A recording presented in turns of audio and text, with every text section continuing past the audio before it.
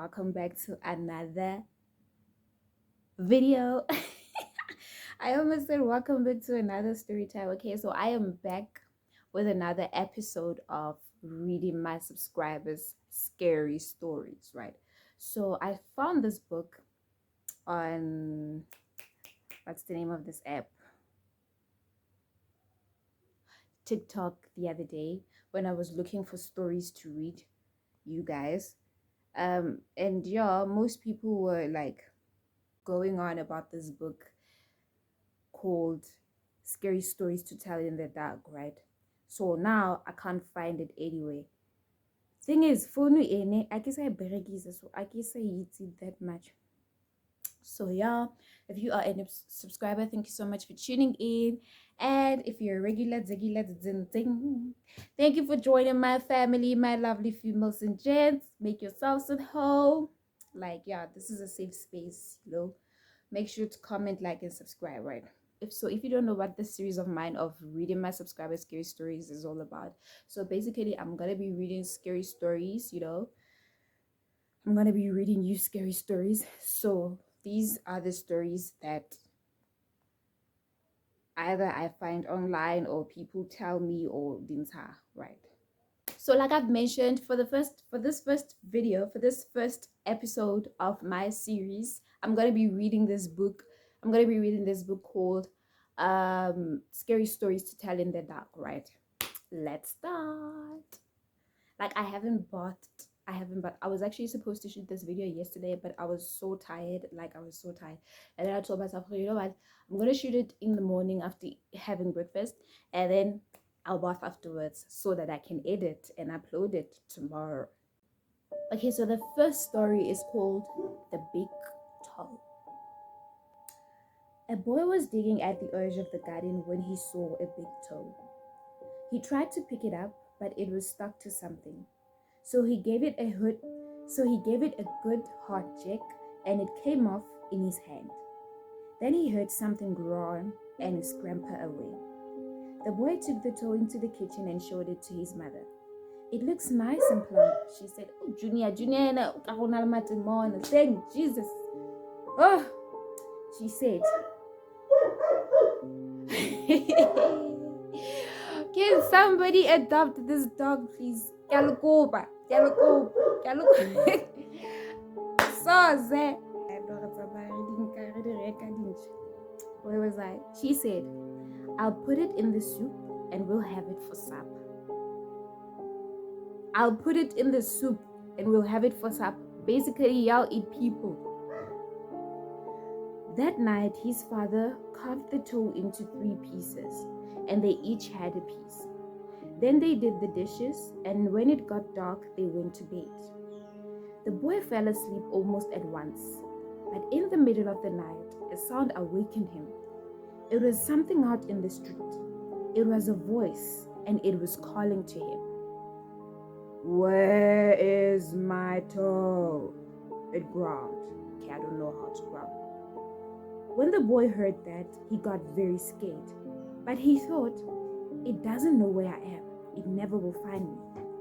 Then he heard the voice once more, only now it was closer. Where is my toe? Where's my toe? It reminds me of this thing when I was young that my brother and his friends used to do to scare the shit out of me.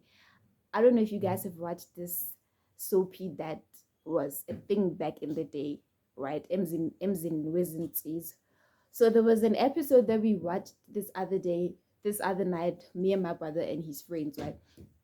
I can't remember exactly what happened, but I remember that there was something like a jacket standing outside, and it was asking, and then there were people inside the house, right?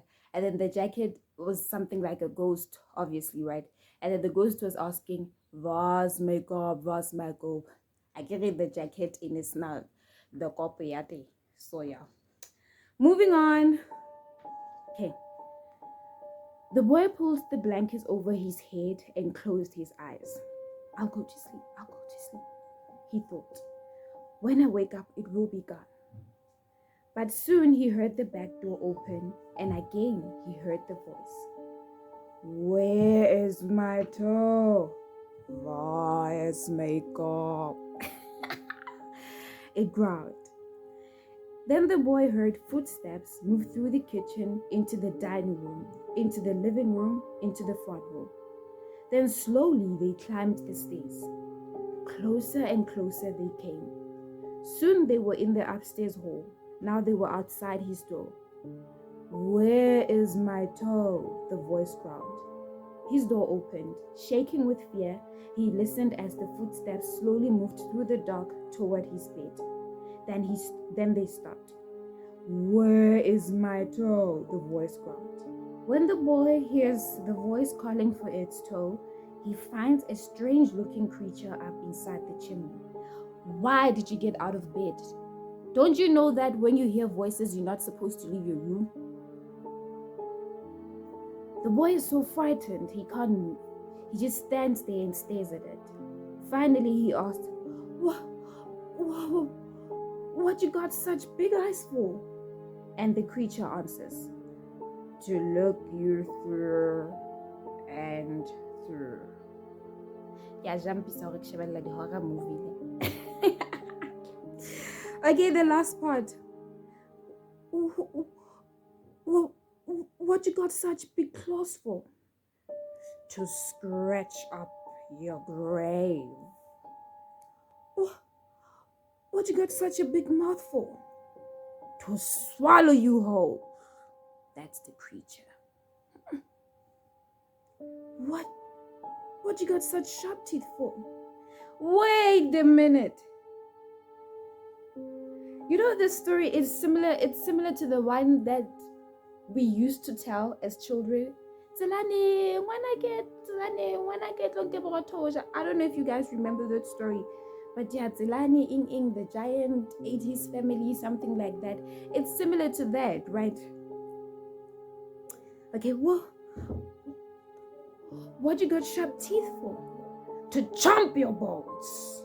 So moral of the story is, for this story, do not take things that don't belong to you. Even if it's money. But finding things on the street and taking them, that's a big no. Never ever take things that don't belong to you because you don't know, boy. Okay, the second story reads. The title of the second story is, What Do You Come For? There was an old woman who lived all by herself and she was very lonely. Sitting in the kitchen one night, she said, "Oh, I wish I had some company." No sooner had she spoken than down the chimney tumbled 2 feet from which the flesh had rotted. "Be careful what you wish for, cause you just might get it." That's basically what happened. The old woman's eyes bulged with terror. Then 2 legs dropped to the earth and attached themselves to the feet. Haibo. Then a body tumbled down, then 2 arms and a man's head. How did it even get there? As the old woman watched,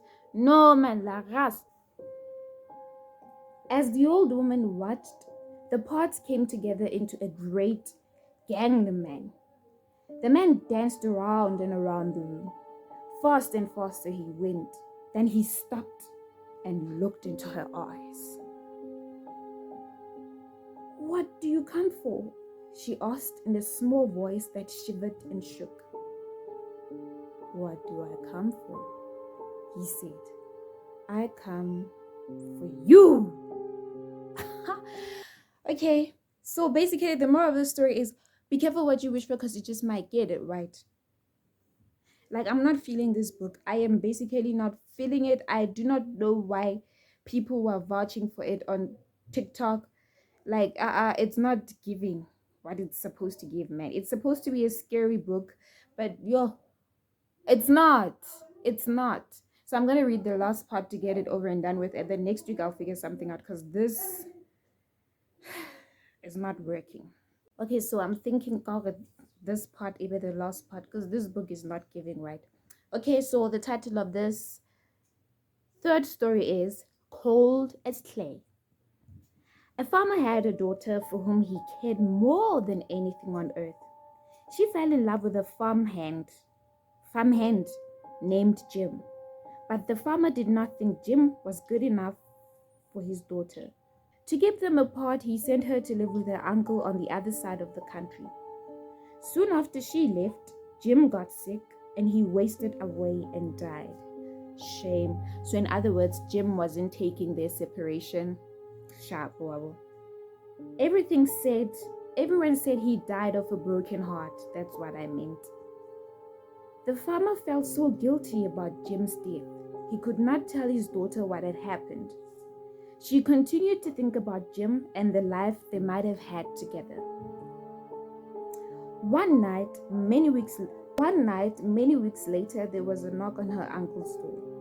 When the girl opened the door, Jim was standing there. "Your father asked me to get you." Remember that Jim had died, ne? He said, "I came on his best horse." Remember that the girl doesn't know that Jim is dead. So technically, the ghost of Jim Kione Eiling Mucherio. She packed a few things and they left. She rode behind him, clinging to his waist.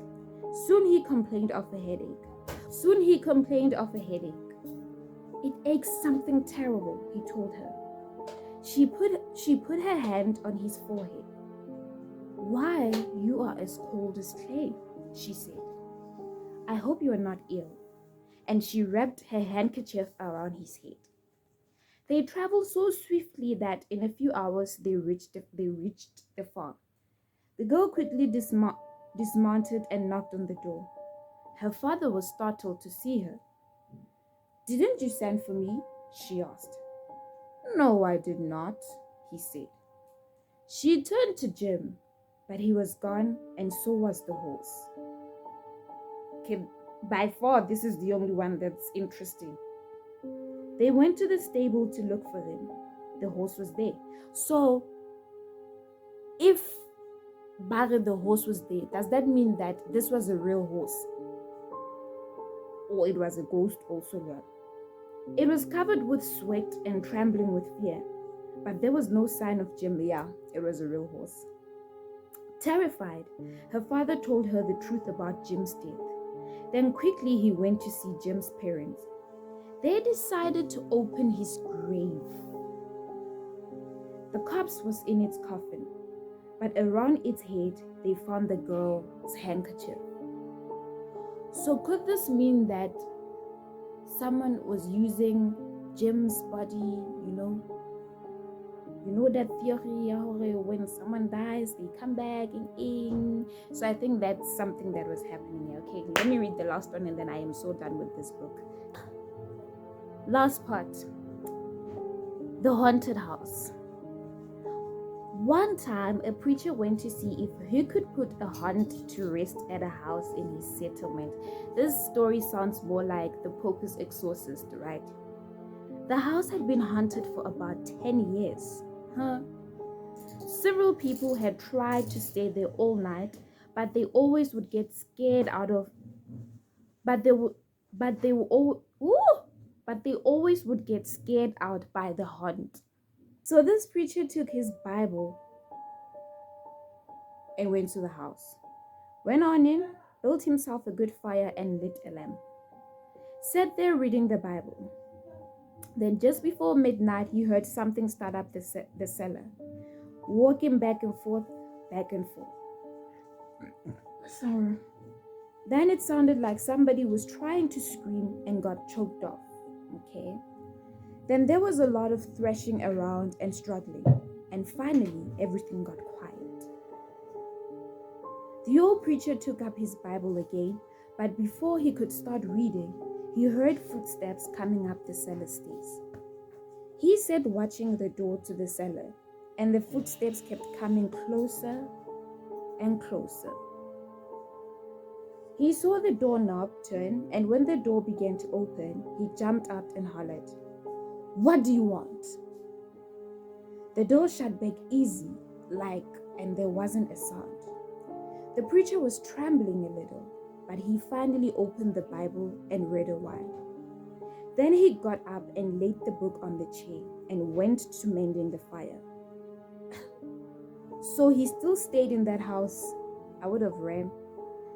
Then the haunt started walking again and step, step, step up the cellar stairs.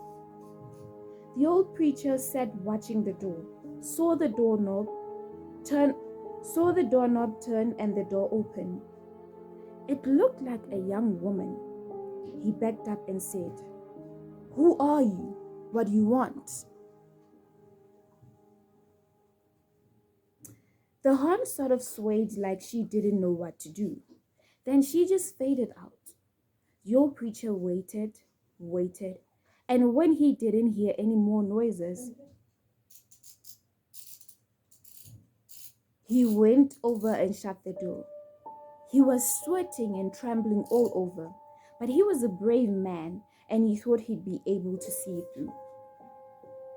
Well, this story is long, yo.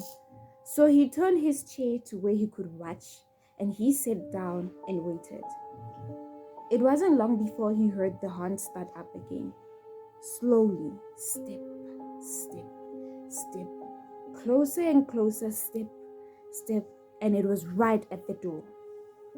The preacher stood up and held out his Bible out in front of him. Then the knob slowly turned and the door opened wide. This time the preacher spoke quiet, like he said, "In the name of the Father, the Son, and the Holy Ghost, who are you and what do you want?" The haunt came right across the room, straight to him, and took hold of his coat. It was a young woman about 20 years old. Her hair was torn and tangled, and the flesh was dropping off her face so he could see the bones and part of her teeth. She had no eyeballs, but there was a sort of blue light way back in her eye sockets, and she had no nose to her face. Does this mean that she was murdered? Then she started talking. It sounded like her voice was coming and going with the wind blowing it. She told how her lover had killed her for money. I knew it, and buried her in the cellar. She said if the preacher would dig up her bones and bury her properly, she could rest. Shame, she just wanted to rest in peace. Then she told him to take the end joint of the little finger from her left hand and to lay it in the collection plate at the next church morning. And he had found out who had murdered her.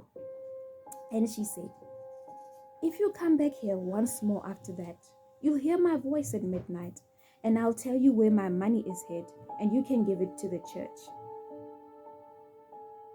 Shame. The haunt sobbed like she was tired, and she sank down toward the floor and was gone. The preacher found her bones and buried them in the graveyard. The next Sunday, the preacher put the finger bone in the collection plate, and when a certain man happened to touch it, it stuck to his hand. Could that be the boyfriend? The man jumped up and rubbed and scraped and tore at the bone, trying to get it off. Then he went to screaming like he was going crazy. Well, he confessed to the murder and they took him on to jail. Did you really think you were going to get away with it? After the man was hung, remember that it was during those times, right? After the man was hung, the preacher went back to that house at one midnight, and the haunt's voice told him to dig up. No. After the man was hung, the preacher went back to that house one midnight, and the haunt's voice told him to dig under the hard rock, He did, and he found a bag or a big sack of money. And where that haunt had held on to his coat, the print of those bony fingers was burned right into the cloth. It never did come out. So the ghost had a happy ending at the end of the day, right? Yeah, my lovely females and gents, that's it for me. Thank you so much for tuning in, and I hope you guys enjoyed this video. Like, my family was disturbing the shit out of me, but then it's fine. So I had to end the video, plus I was not feeling that book. It's not what I thought. Man, they want to talk about ghosts, something like The Conjuring, something like I don't know, but something scary. It's not scary. So yeah, next week I'll look for something else and then we'll continue with the series. Okay, thank you guys so much for tuning in and I hope you guys enjoyed this video. Please don't forget to like and subscribe and comment down below. I will see you guys in my next video. Bye!